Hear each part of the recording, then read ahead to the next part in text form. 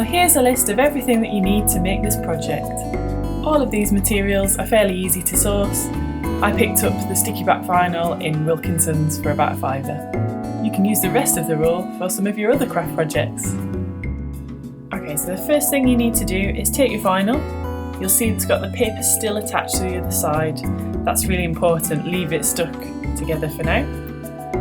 But what you need to do is take some washi tape, if you can find the end of it, peel a little bit off and stick your sheets of vinyl onto a cutting mat. Make sure that both sides are stuck down really carefully. Okay, you're now going to do the same thing with the template or the words that you're using.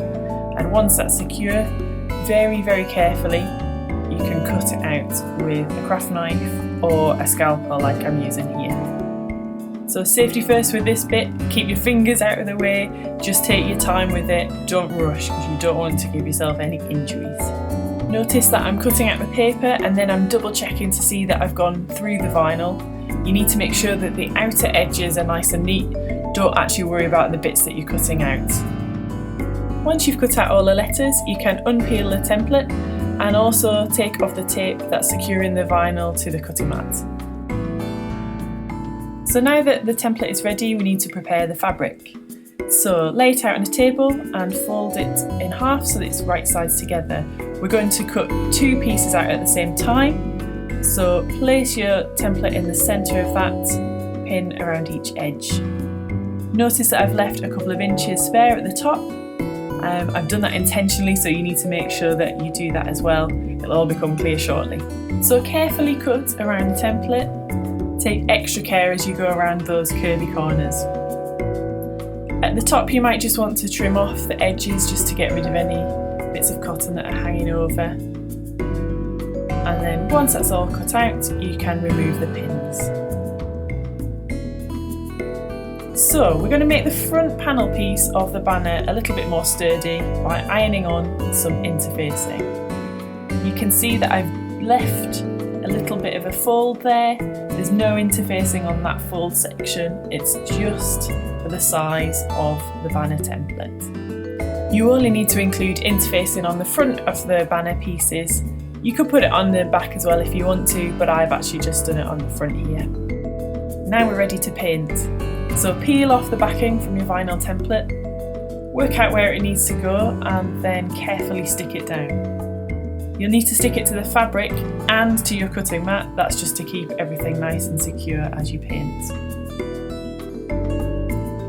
You'll also need to make sure that you don't have any gaps between the template and the fabric. So to do that, you just need to spend a little bit of time pressing down each edge of the letters. It might seem a bit time consuming, but actually it's really worth it so that the paint doesn't smudge when you remove the template.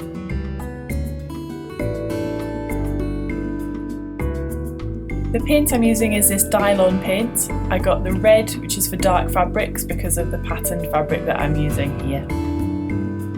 The brush I'm using is just one I picked up in Hobbycraft. It's a nice sort of stubby ended one, which means you can really work the paint into the fabric.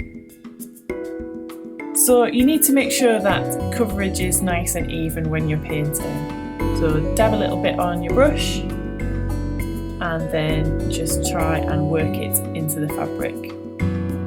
Start from the middle of the letter and then work your way around the edges, pressing the paint into the fabric. Try and use it sparingly. But equally you need to make sure that the letters have enough paint so that it'll stand out from the fabric. So just use your judgment as you go along. What I usually end up doing is painting all of the letters and then as it's drying, if it looks like it needs a little bit more, if it needs another coat, then I'll go back and go over all the letters again.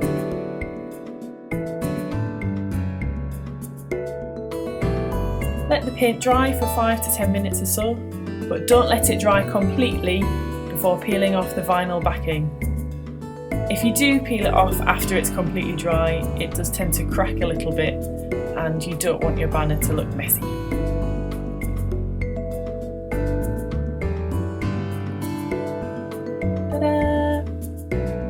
Okay, so if you look at the reverse of the fabric, you can see that the paint's gone through a little bit. That doesn't matter at all because we're going to construct the rest of the banner now. So take your other fabric piece and lay it on top of the one you've just printed so that the right sides of the fabric are facing each other. Smooth it out so that you get rid of any creases, and then take some pins and carefully pin around the edges.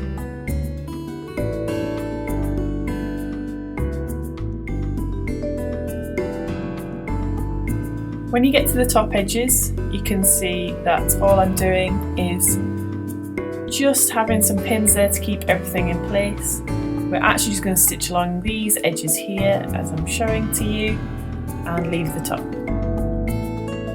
So once you've stitched around the edge, remove the pins, and then we're going to trim the seam allowance a little bit just so that it's slightly less bulky when we turn the whole thing inside out. So trim it to about 1/2 centimetre, that should be enough for pressing.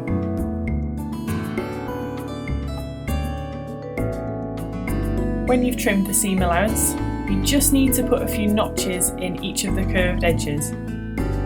Notches are really useful in any curved corners, as it just means that when you turn them inside out, the whole thing will look a lot neater because it's not bunching up on the inside at all.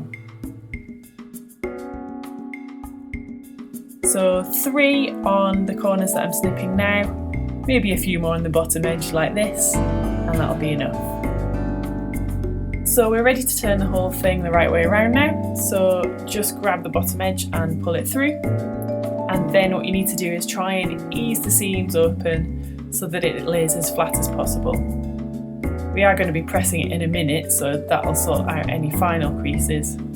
You might want to use something like a knitting needle or a ruler just to push out each of the curved edges. Once we've pressed it, it looks much neater. So now what you can do is just sort out the length of your banner. I trimmed probably about 1.5 centimetres off the top, just to neaten up the edges, to make it much easier for sewing, but also to shorten the length just slightly.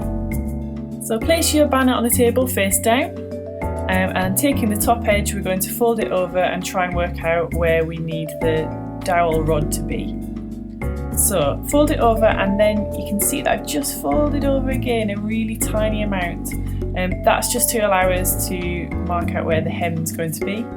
You can do this at your ironing board if you find it a bit easier to manage the fabric that way. You'll just need to pop a couple of pins in just to secure it in place. And press it now if you haven't done that, just to make sure that those edges are really neat. And then what you're going to do is just pop a piece of dowel through the gap before we sew it, just to check that it is actually the right width for it. So then pull it out, and then you're going to stitch really carefully along this edge as close as you can to the edge to make it neat. So the final step, you'll need your twine, because we're going to get ready to hang the banner. You'll also need a piece of dowel, which you should measure against the top to check that it's the right width. So tie the end of the twine onto the dowel and then poke it through at the top, untying it once you've got through to the other side. Measure out as much twine as you need to hang it in position, and then cut it to length. And then you need to tie a double knot really securely, so just pull it a few times just to make sure that it isn't going anywhere. When you've done that, pull the knot through the banner so that it can't be seen, and then you're all ready to hang up your banner.